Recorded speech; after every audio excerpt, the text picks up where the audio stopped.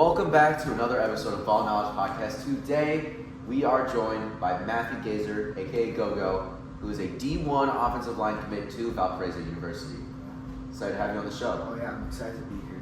Heard a lot of good things. Saw the interview with Purdy, so that got me to want to be on this podcast. So really excited to be here. Yeah, we were supposed to be joined by Mr. Hope Corps, Elliot's Latin.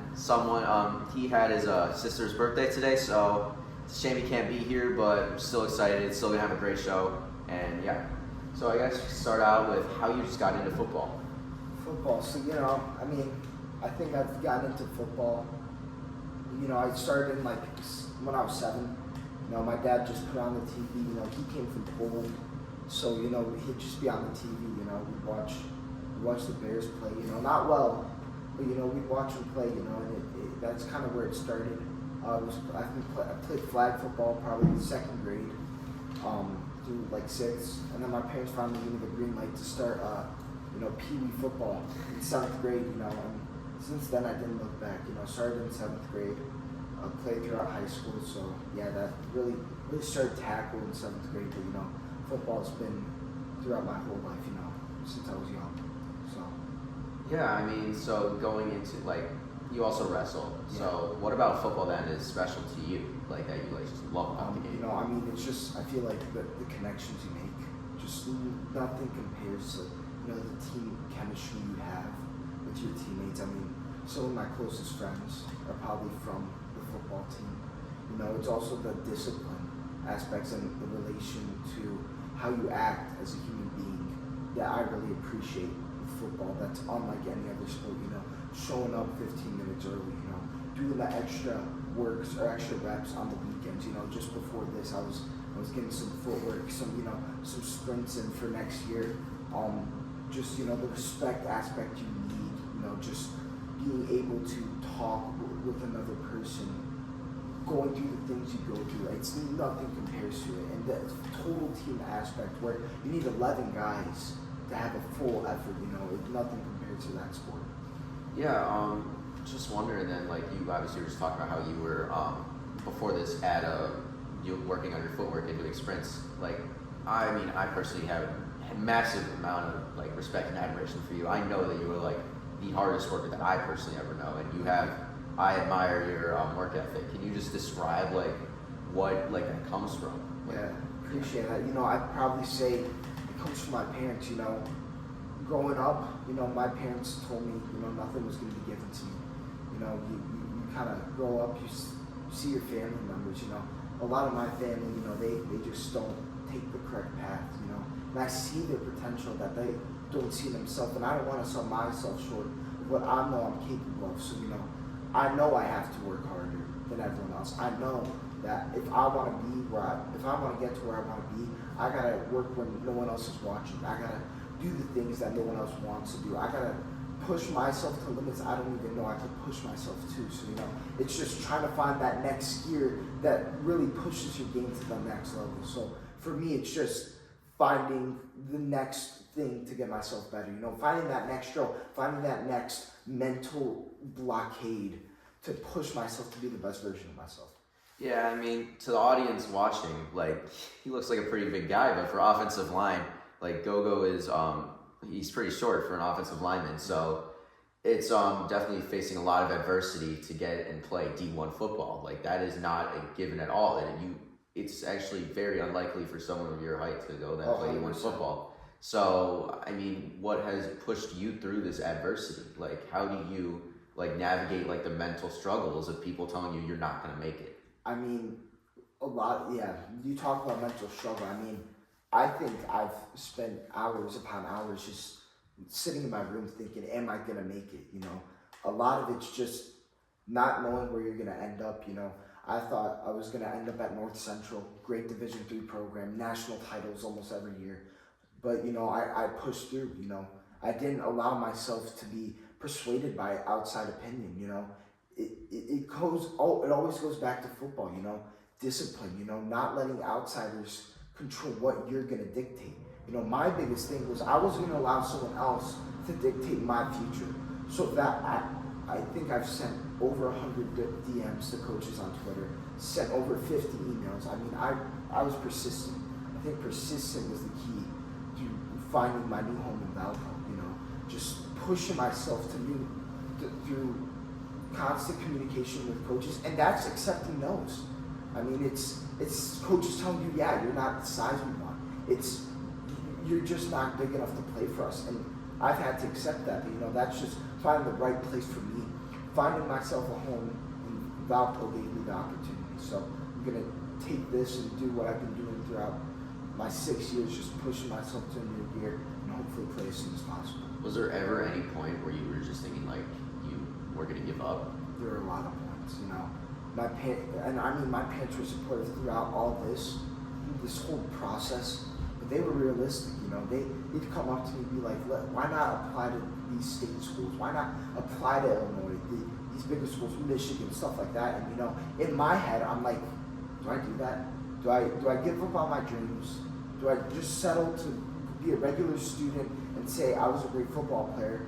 Do I really pursue this football dream? Do I really try to push myself to find that home? And, you know, I chose the second one, you know. My parents, I love my parents, and they were looking out for me. But in my opinion, I knew I couldn't live without football. So that was even considering JUCOs, you know. I looked at a lot of JUCOs with Coach Purdy, you know, just finding the right home for me. So I think just choosing my own path and finding my own way, you know. Reaching out to Valpo, I thought there was a slim chance. It was late January, early February, and I thought they were going to say no. Reached out to Washington State, they said no. You know, reached out to all these schools, they said no. But Valpo gave me a shot, you know. They said fill out our form, started applying to school. I applied, sat down with their coaches and received an offer. So, you know, it's just staying persistent, you know, that was my biggest thing. Like, what was your driving factor to just keep pushing through the nose? I mean, it's just, you know, the support you have around you, you know. When people talk about support, it's probably the most important aspect, you know. I had Coach Purdy, I had Cray, I had all my friends around me when schools would come in. You know, they're talking to Cray, obviously great talent, he's doing great things at Cincinnati. They would look at him, and that's fair, you know, 6'5", great talent. And I'd have schools coming in saying you're just too small. And, you know, it's just looking at the support around you and being like, hey, you got this. You just got to push through. And I knew it was going to take a long time. And I think patience was the greatest thing I had to go through. You know, I mean, being this patient probably the hardest thing I'll ever go through in life. One of the hardest things. You know, my mom, she was more impatient than me. She was wondering where's all these things coming from. I mean, like Butler, I was talking to them for a solid 6 months. Their coaching staff left. That also screwed up my recruitment. You know, I was talking to them. They were saying I had a chance to get a spot. You know, just all these no's kind of built me up almost instead of taking me down. You know, it built me up to push through, and kind of keep working, even though there was slim to no chance I'd get a chance. And you know, when I reached out to Valpo, they saw my film. Sat down with their coaches, they gave me a shot. So, you know, I think just pushing through the no's and letting it build you up instead of take you down was the biggest thing. Because if I were to do nothing after that first no, I probably wouldn't have even played senior year.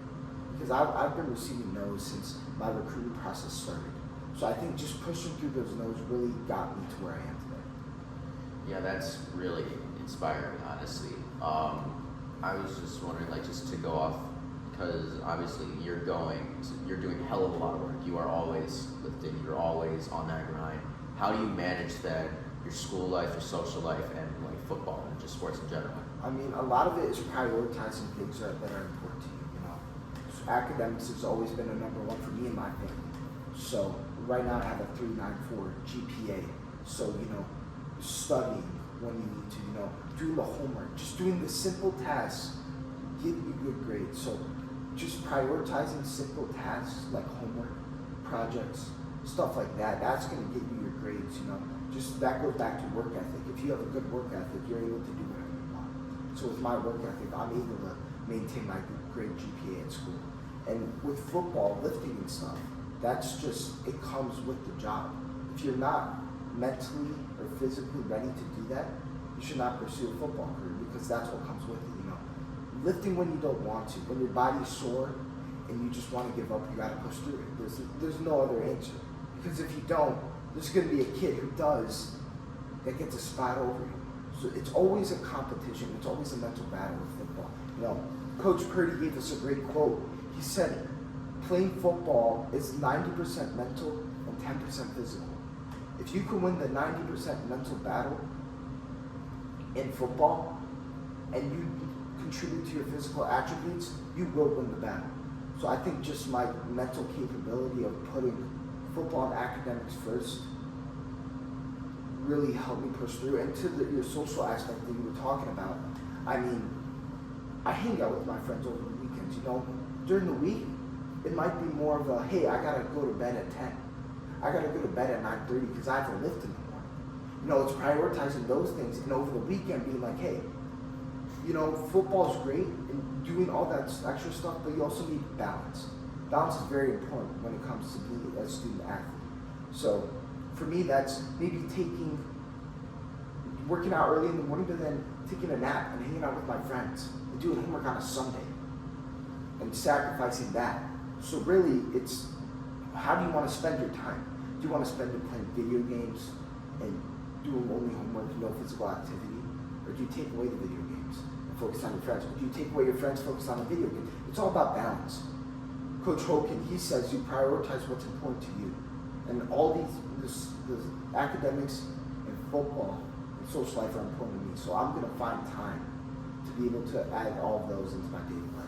So then what do you think are like the biggest sacrifices you have to make in order to like keep up this balance? I think the biggest sacrifice is probably free time. You know, I look at a lot of my friends and they'll be like, oh, I have all this free time to do whatever I want. And then they do dumb things, you know, things that people typically frown upon. Yeah. But, you know, I sacrifice my free time in order, so instead of maybe just sitting at home doing nothing, scrolling on TikTok for 2 hours, I'm in the gym getting a lift in for 2 hours. I'm getting footwork in for 2 hours.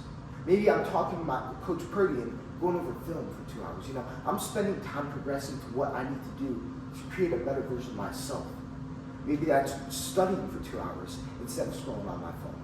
And then that way I'm able to go to bed at 10 instead of 12. So it's all about setting priorities. If you have your priorities straight and choose what you want to do, life is very easy. You just have to be disciplined enough to do it. And that's where everything comes back to discipline, respect, all those attributes that make a great person. Because without those, you're not going to be able to accomplish much in life. Yes, you were telling me earlier that you were very religious, like you're Catholic. How much, like, if any, does God impact? Like, he impacted it all. I mean, when I was talking about sitting in my bed or sitting in my room for 3 hours, it was just me talking to him. I asked him what my life's going to look like. If knowing that he has a plan for me, you know, it's just praying to him that he has something better for me.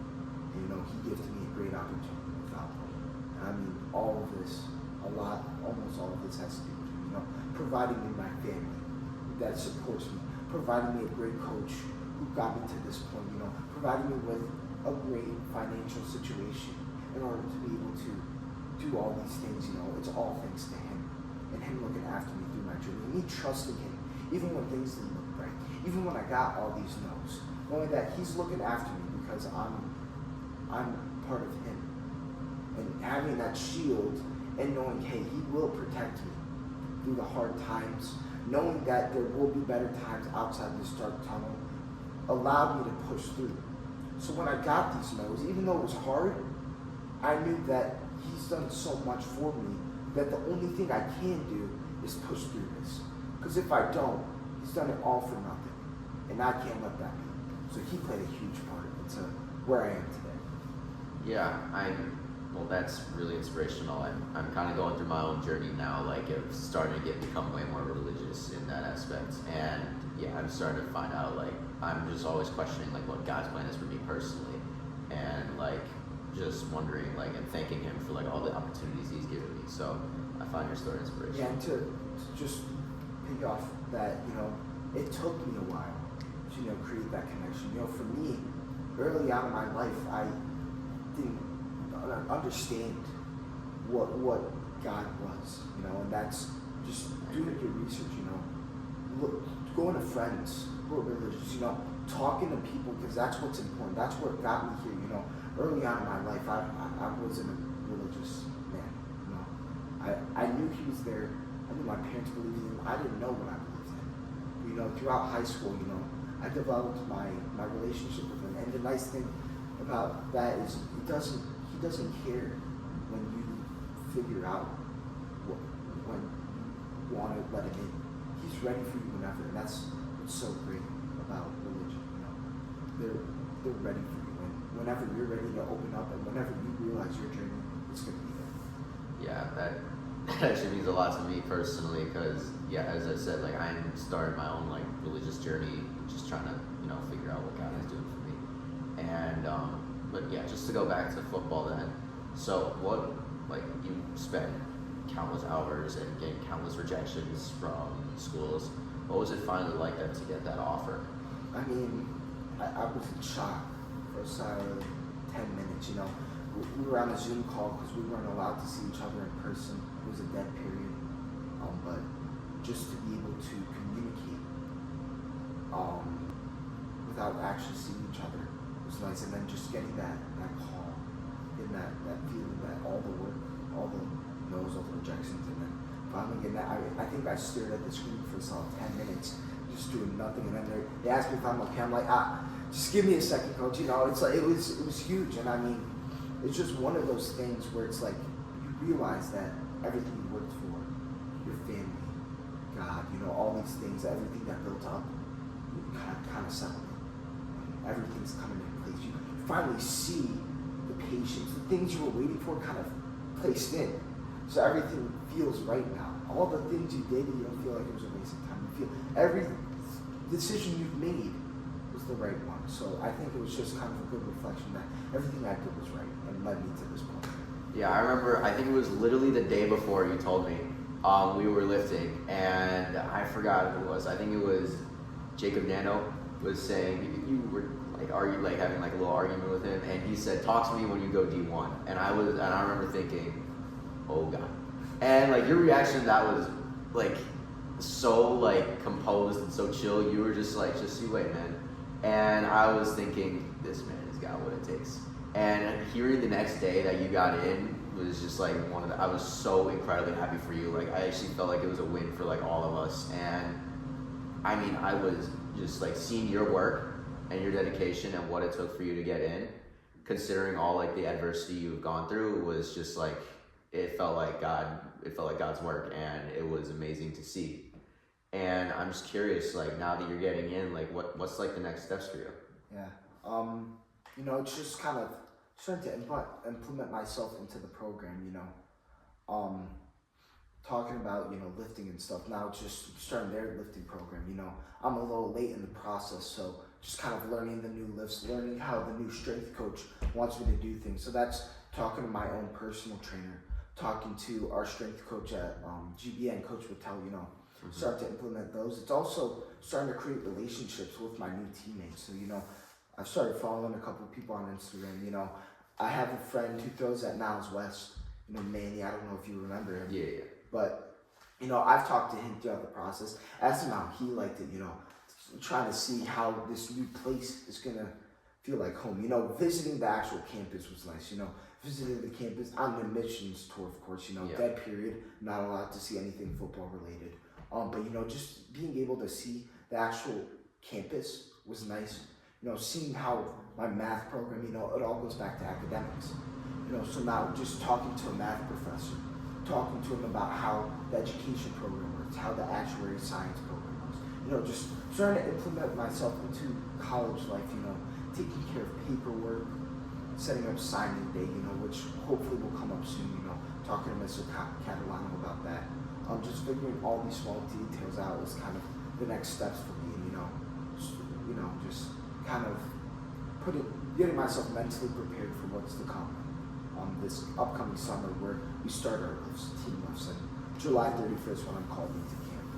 Yeah, I mean, I know like Cray, for example, like he went to Cincinnati at the end of the semester to go start, and you mentioned that like you are like late to like sign and like get things like going. And so I'm just wondering, do you feel like you need to play catch up at all, or like do you feel like just comfortable in like this way that you've been preparing? I feel more comfortable than other recruits, as I feel like I've prepared myself well. You know, just talking to our strength coach. You know,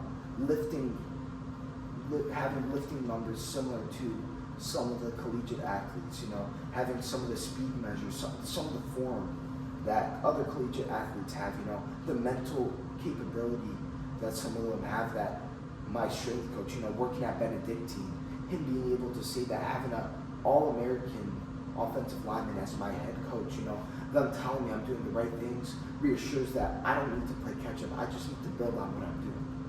And, you know, I like, with a lot of the younger kids, I like to tell them it's all a process. Not everything comes at once. You know, this is just another process I have to go through, you know, lifting slowly, you know, implementing myself into their workouts. You know, I don't think I have to play any catch-up. I think I just have to trust the process and trust that everything's going to be okay. Yeah. So then, like, do you hope to one day then, like, so once you go to Valpo, like, what are your goals there?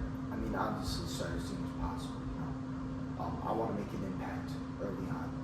I think I have that ability to do that as well. You know, just making sure I've prepared myself, you know, studying that playbook, conditioning throughout the summer, you know, talking to my coaches on how to interpret things in a different way, talking to my strength coach on extra things I could do. So, you know, it's just preparing myself to be a starter, even though I may not earn that spot, you know. I like what coaches say, next man up, because it's so true. You know, anyone can get hurt, anyone can go through things, anyone will transfer now. Now in college, anyone transfers. So you have to be ready for a kid to be like, hey, I'm not going to play here, I'm going to transfer. And be ready to be like, hey, you need to take a spot. So I have the next man up mentality where I'm going to be ready. I'm going to be competing with 25 guys, but I want to be one of the 25 guys who's going to make an early impact. So my goal is to make an early impact at Valpo. You know, have a great academic experience there. You know, just continue my career as a student athlete. So those are my big admirations. Yeah, I mean, this guy over here wants to be a math teacher eventually. Yeah. So, yeah, I mean, thank you so much, GoGo, for coming here. Oh, yeah. I really appreciate it, and I mean, you're an inspiration to all of us, like, honestly. No, thank you. And yeah, thanks for coming, man. Yeah, thank you for having me on the podcast. Had a great time.